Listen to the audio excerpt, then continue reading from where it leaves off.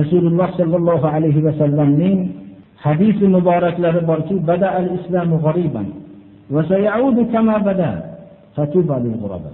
Islom g'arib bo'lib boshlangan va g'ariblikka qaytadi. Avvalgi boshlangandaqa g'ariblarga jannat bo'lsin dedilar.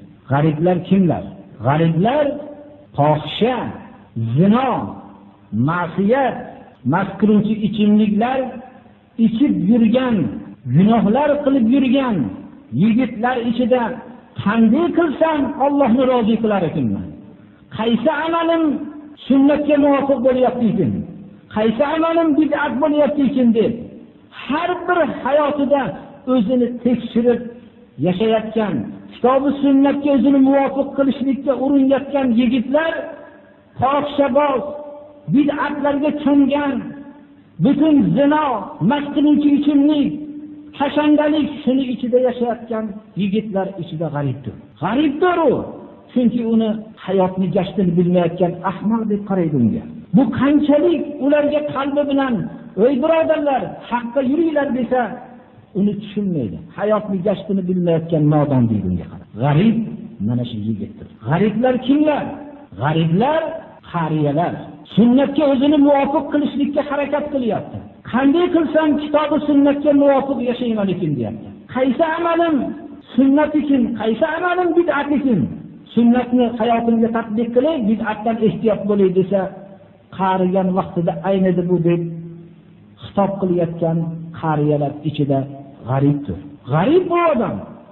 Hayotga, qabrga borgan sarim o'zini tozalay deb urinayotgan qariya butun bid'atlarga cho'mib yashayotgan, uning gapini tushunmaydigan, bu nimadan gapiryapti deb tushunmayotgan, xususan qarigan vaqtida bid'at o'qib qo'ygan odamlarning ichida sunnat haqida gapirsa, bu hayotni gashtini bilmay qaraganda shunday bir sovuq odam bo'ldi deb turgan qariya g'ariblar. G'ariblar kimlar? G'ariblar bolalik vaqtidan hamma o'yin kulgiga berilganda qanday qilsam Allohning kitobini yod qilar ekanman? Shariat ilmlarini o'rganmoqligim kerak. Men shariat bu ertaga qiyomatda mas'ul bo'laman deb yoshlik vaqtida o'zini Allohning ibodatiga mashg'ul qilayotgan bolalar butun o'yin kulgi ertamandan kechgacha o'yinga g'arq bo'lib yurgan bolalar ichida g'aribdir. Chunki buni nima bu hayotdan mahrum bo'lib yashayapti deb tushunadi. G'ariblar kimlar?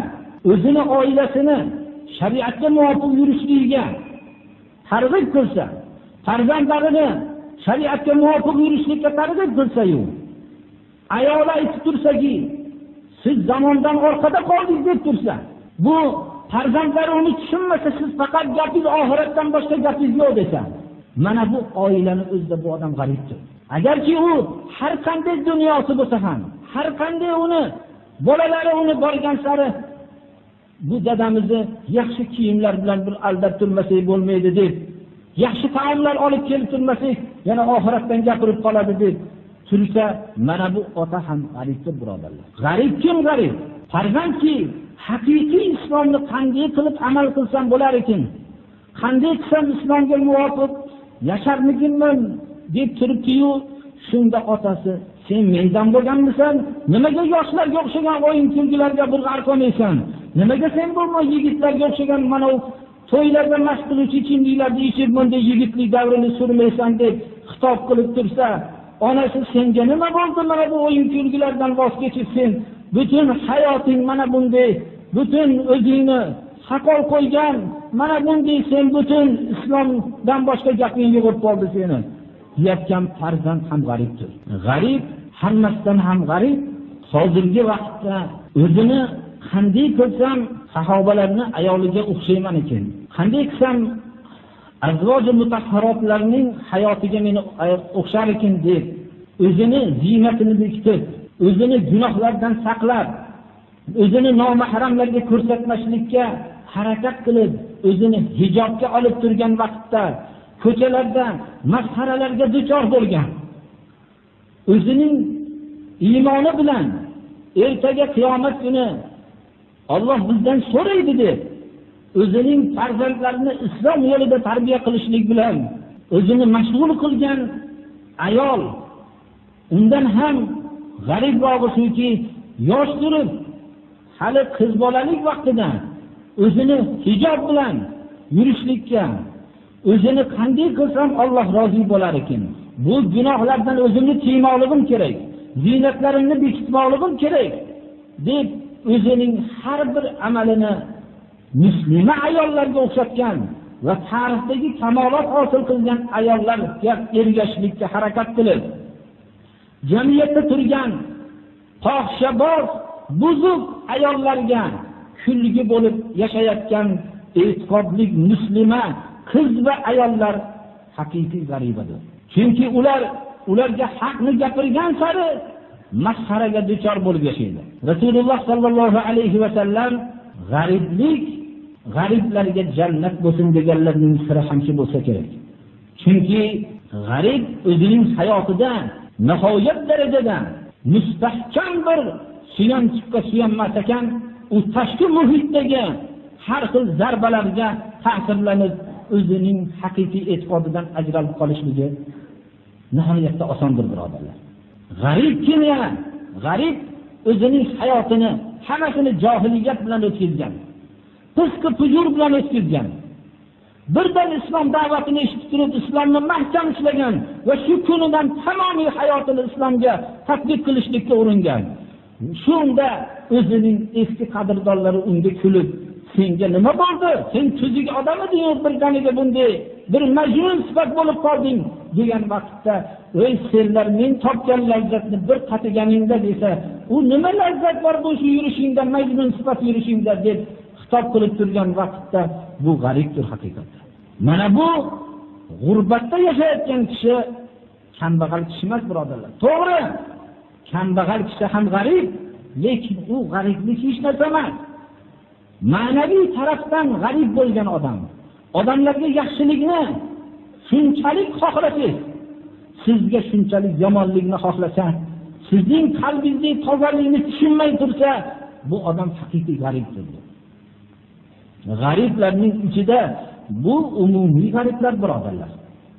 Bu g'ariblarning ichida bir g'arib borki, u kitob va sunnatni mukammal biladi. Qur'onning buyruqlarini to'g'ri tushunadi. Payg'ambarimiz sollallohu alayhi va sallamning hadisi muboraklarini to'g'ri tushunadi. Va ulamolar o'rtasida kitob va sunnatga chaqirgan vaqtida ular buning maqsadini bilib turadi, haq ekanligini biladi. Lekin ular o'zlarining soxta obro'laridan mahrum bo'lib qolishligini bilib turib haqqa qarshi chiqqan vaqtida, mana bu odam butun qalbi bilan ularni to'g'ri yo'lga chaqirsa, ular bunga har xil tuhmatlar toshini otib, har xil laqablar qo'yib turgan vaqtdagi haqiqiy olimlar bu g'ariblarning ichidagi eng birinchi g'aribdir, birodarlar. Chunki bu bilib turgan odamlarning qarshiligini ko'rib, ularning tez kunda qiyomat kuni bilib ilmiga amal qilmaganligi uchun ichaklarini tortilib buni azob berilishliklarini hammasini bilib turib, shunchalik o'zlarini vijdonlarini pachaqlab shu haqqa qarshi qilib turgan vaqtida bu kitob va sunnatni bilib turgan odam bunga hech chidolmaydi, birodarlar. Rasululloh sallallohu alayhi va sallam islomni olib kelgan vaqtda nahotki shuncha odamlar bilmaysan bilib qoldingmi deyishgan. G'arib bo'lib ko'ringan din. Rasululloh sallallohu alayhi va sallam g'arib bo'ldilar. Qarindoshlari ichida g'arib bo'ldilar. U kishi butun olam ichida g'arib bo'ldilar. Bolalar butun rahmatan lil alaminni toshbo'ron qilib o'ynashdi, kulishdi, g'arib bo'ldilar. Va hamda u kishini butun Muhammad Amin deb laqablangan kishini tanishmadi. Lekin u kishi Alloh subhanahu va taolo tarafidan bo'lgan vahiyni yetkazardilar. Va shu odamlarning bilmasdan u kishi qarshi bo'layotganliklarini bilardilar va ularni duoibat qilmasdilar. Ular qanchalik ozorni kuchaytirsalar, bu kishi shuncha rahmdilliklarni kuchaytiradilar. Mana bu kishi g'arib bo'lib yashadilar. Islom g'arib bo'ldi. Islom odamlarga notanish bo'lib ko'rindi. Bir ajib narsa bo'lib ko'rindi. Hozirda ham Ko'p kishilar g'aribki birodarlar. Haqni ba'zi odamlarga aytib tushuntirishlikni qaysi tarafdan boshlasammikin deb qiynaladi. O'zining ota-onalarining qarib qolganligini ko'rib, hech kunda dunyodan ko'z yumganda shu shirklar bilan o'tib ketib qolsa, abadiy azobda qolishib ketib qoladi deb bilsa-yu, shuni tushuntirishlikka harakat qilsa, ular senga nima bo'ldi, bu aylishing qaydan paydo bo'ldi deb tursa, bu farzand juda g'aribdir birodarlar. Chunki vaqt oz qolgan ko'p qari kishilarga.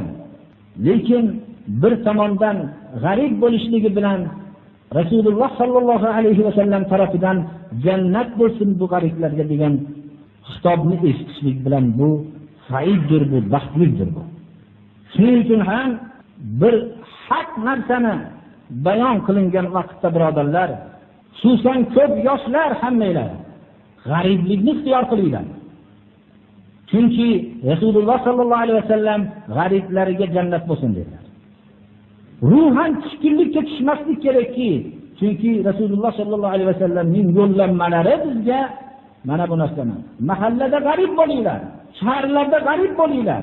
Chunki haqqa chaqirishlik bilan g'arib bo'lmoqimiz kerak. Bu odamlarning turgan zalolatlari, turgan yashayotgan botillari bir daqiqada birodarlar bu yo'qib ketadi. Haq ro'barusiga chiqquncha zalolatning umri bo'lib turadi. Haq ro'barusiga chiqqan vaqtida Alloh subhanahu va taolo albatta haqqa madad beradi. Rasululloh sallallohu alayhi va sallam aytgan g'ariblarga mana jannat bo'lsin.